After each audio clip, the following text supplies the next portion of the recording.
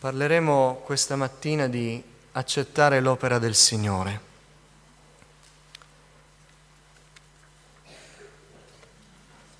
A volte attribuiamo a Dio cose che non riguardano il Signore. A volte attribuiamo a Dio il fatto che non realizziamo le sue promesse. Alcuni addirittura non vengono al Signore perché si nascondono dietro il pretesto che non riescono a capire certe cose e quindi questo li tiene lontani da Dio. Ma ciò che è nostra responsabilità rimane sempre nostra responsabilità e ci aiuta allora a imparare ad accettare l'opera di Dio, perché qualunque cosa accada nella nostra vita, Lui rimane il Signore e fa ciò che gli piace. Ma essendo Dio d'amore, Lui non fa ciò che gli piace a capriccio, ma lo fa per l'anima nostra, lo fa per la nostra salvezza. Leggiamo, Secondo Re, capitolo 2, dal verso 15. Elia è stato appena rapito ed Eliseo sta tornando indietro dai discepoli dei profeti.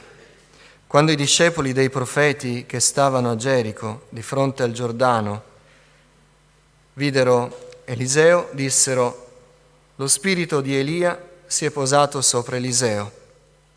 Gli andarono incontro, si prostrarono fino a terra davanti a lui e gli dissero: «Ecco qui fra i tuoi servi 50 uomini robusti. Lascia che vadano in cerca del tuo Signore.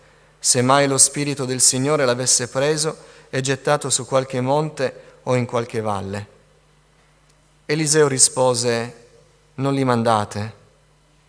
Ma insistettero tanto con lui che egli ne fu confuso e disse: «Mandateli». Allora quelli mandarono 50 uomini, i quali cercarono Elia per 3 giorni, ma non lo trovarono. Quando tornarono da lui, che si era fermato a Gerico, egli disse loro: «Non vi avevo detto di non andare? Accomodatevi».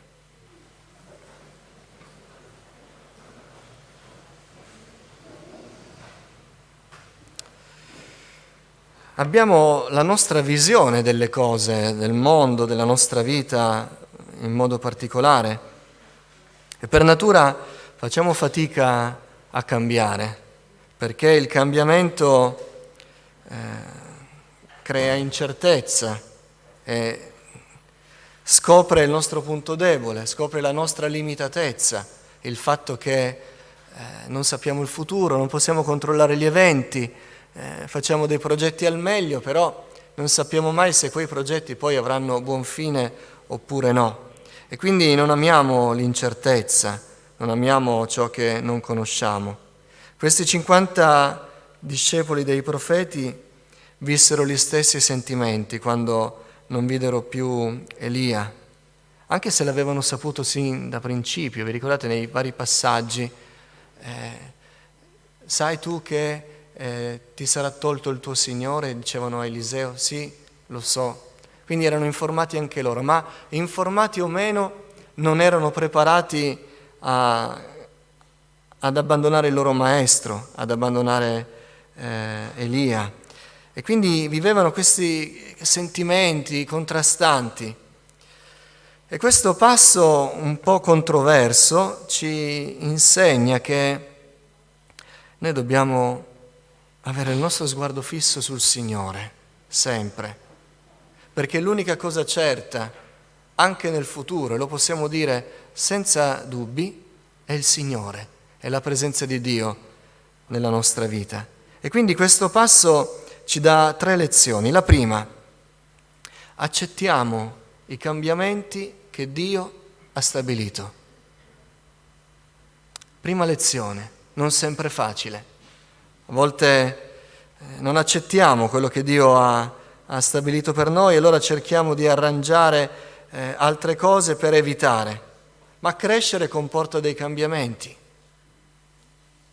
Se non fosse così non ci sarebbe nessuna maturità in noi, proprio perché cresciamo, aspiriamo a cose maggiori, procediamo nel cammino, ci avventuriamo in situazioni nuove e scopriamo pian piano che impariamo ad affrontarle.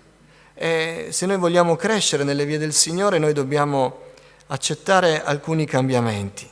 A volte Dio ce li impone per il nostro bene, perché noi per natura non vorremmo, e allora Lui scuote un po' il nido e ci getta giù, come dice Deuteronomio riguardo agli aquilotti, oppure sconvolge un po' i nostri punti di riferimento, addirittura ci toglie degli affetti.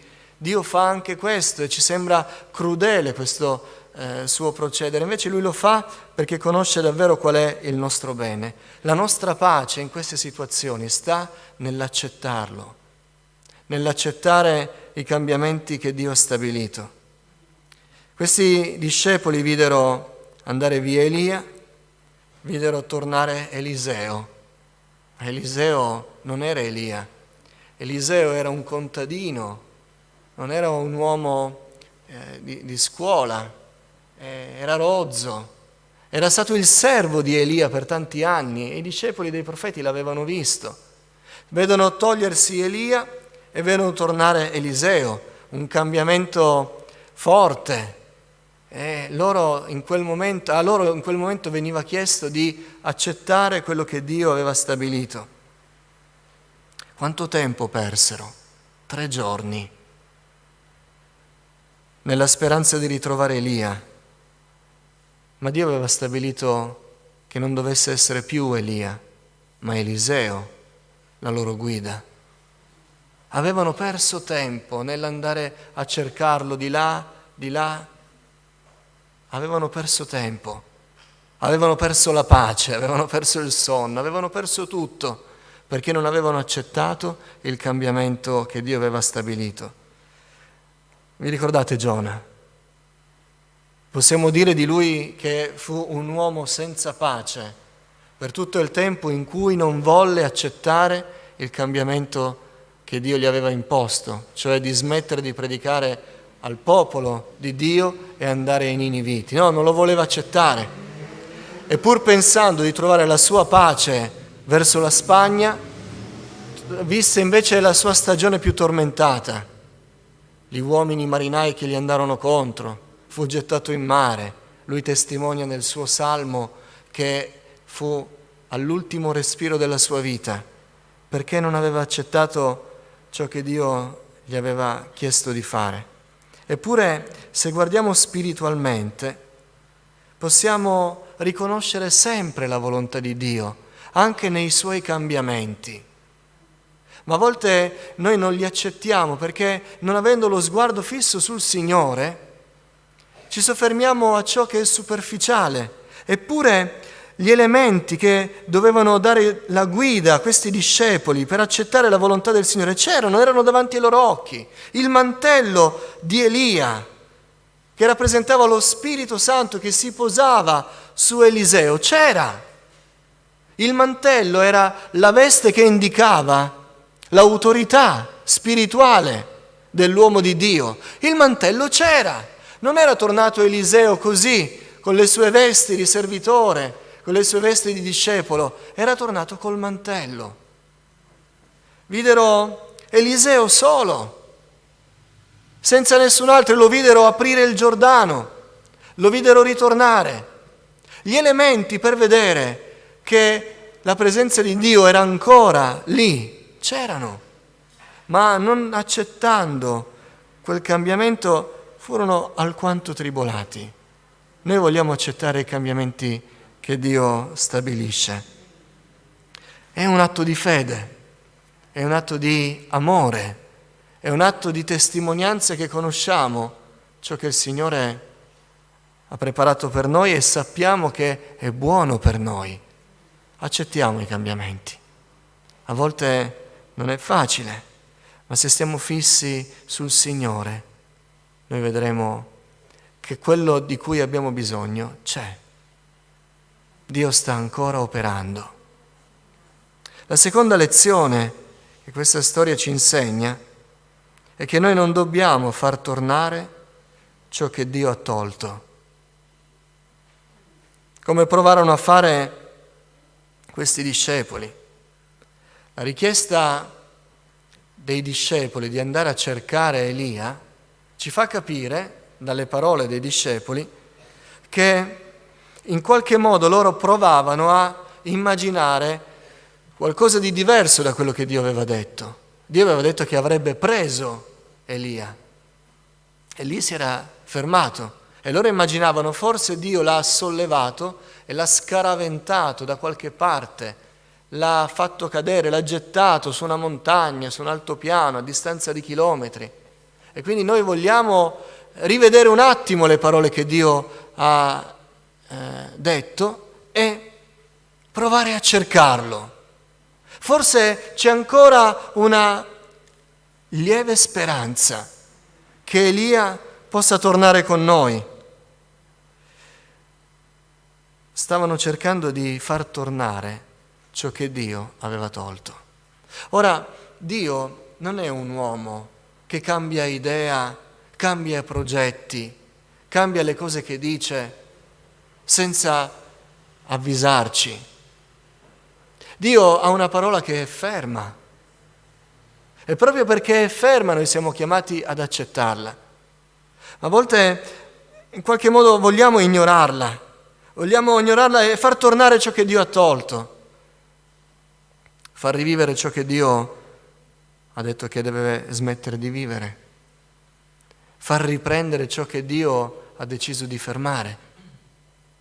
E noi ci proviamo con tutte le nostre forze, in virtù di un bel ricordo. 50 anni fa funzionava, facciamolo rivivere. Oppure quella persona era la persona più adatta, facciamola tornare, nella speranza di un ricordo lontano, quando Dio ha cambiato tutto. In questo caso ci aiuta la saggezza di Giobbe. Dio ha dato, Dio ha tolto, sia benedetto il nome del Signore. Eppure è una lezione che dovremmo imparare molto bene.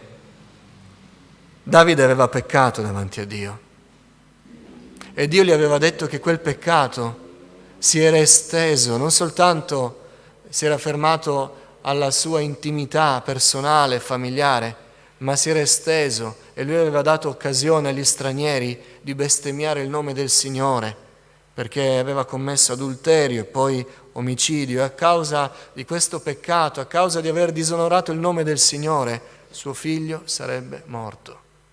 E noi sappiamo che Davide, pur sapendo quello che Dio aveva detto, e Davide sapeva ciò che aveva fatto, pregava per il figlio: Signore, tienilo in vita. Cercava di far tornare ciò che Dio aveva stabilito che sarebbe stato tolto. Non fu così. E spese dei giorni senza portare nessun frutto, perché provava a far tornare ciò che Dio aveva tolto. Dio è sovrano e ci ama. Quando toglie qualcosa o qualcuno dalla nostra vita, lo fa in vista del meglio. Non sempre è facile da accettare, ma lo dobbiamo credere se abbiamo conosciuto un Dio d'amore. Pensate a Giovanni il Battista, 400 anni di silenzio.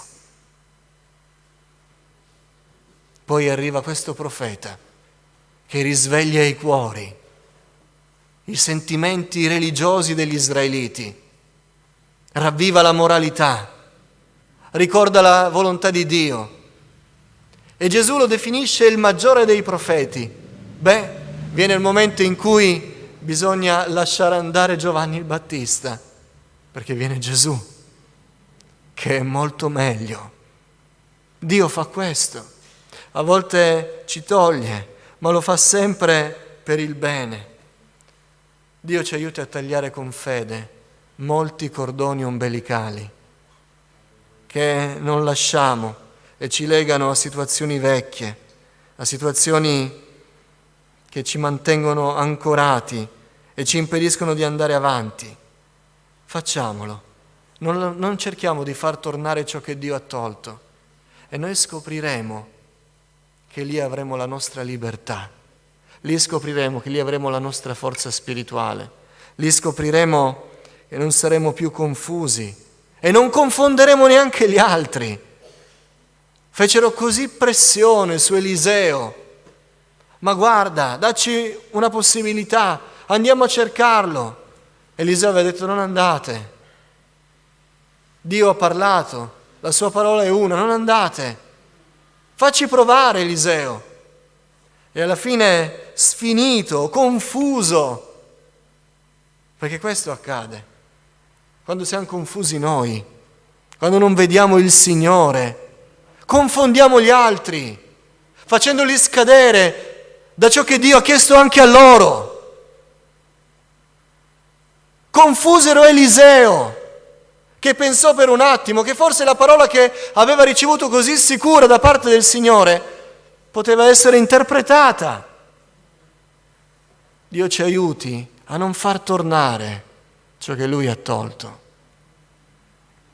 Allora la nostra mente non sarà confusa e saremo in grado di essere luce anche per gli altri.